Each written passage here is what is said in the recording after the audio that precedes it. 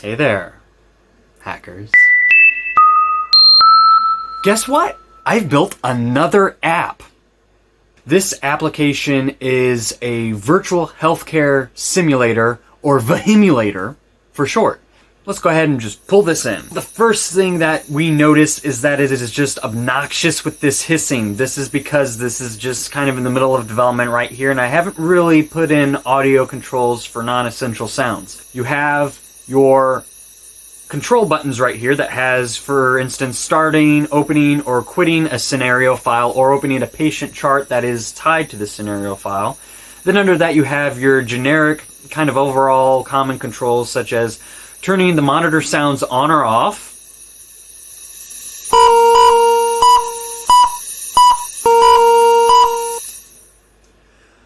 you also have showcasing the patient gown, which, cover your eyes kids, does that.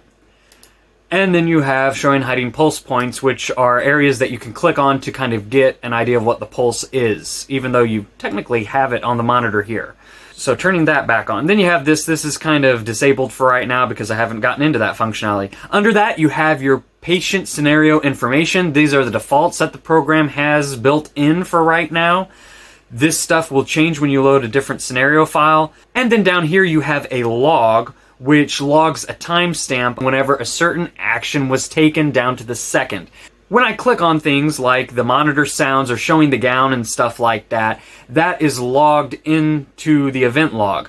Whenever I hit the quit button or I use the keyboard command escape, it will save that to a file. That's the control panel, pretty much. Still a work in progress. It's going to look a lot different by the end of it, but have the same concepts.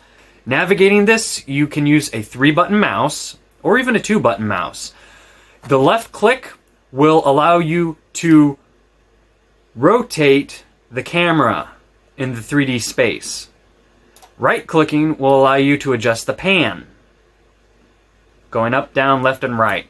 Now what happens if you want to get up here to the face? Well, this is kind of touchy, and this is kind of the reason why I'm thinking I might change this. This is where I kind of want your input on this, is does this work out? So I put it down like this in order to do that. Otherwise it would go up and down. Let's say you're here and you want to zoom in on the face. I guess you want to see it blink. You can use the scroll wheel, or you can use the left and right mouse buttons together and drag up and down to get it to where you want. Now you notice these little bleeping things, which are these pulse points here, and what they are is just simply visual markers to help you kind of find areas that you can palpate. I don't know. The P word. We'll scroll down the log to the bottom here at the latest thing, and we'll click on this point right here, which is one of your carotid arteries, and it shows that it checked the right carotid pulse, and it had a value of 90. This is percentage-wise out of 0 to 100. I'm still kind of working out on this, and we'll change it over later. It acts like that for the different pulse points that do exist.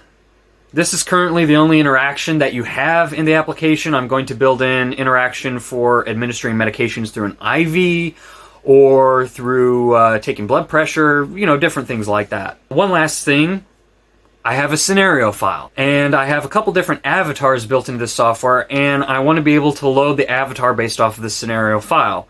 Well, you have a file dialog here that you can click, go to, and then find the JSON file, and it will load the information as long as it's formatted correctly, and then it changes the avatar. Pulse points don't change yet. That's going to come later on. I'm going to parent them to different bones.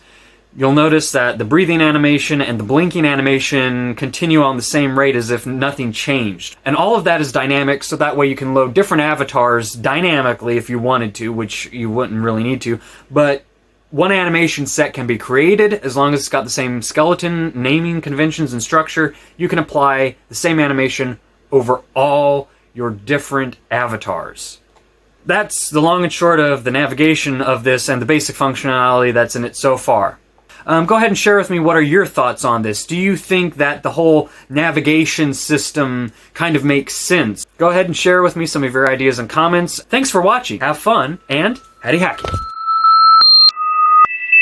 That's all for now.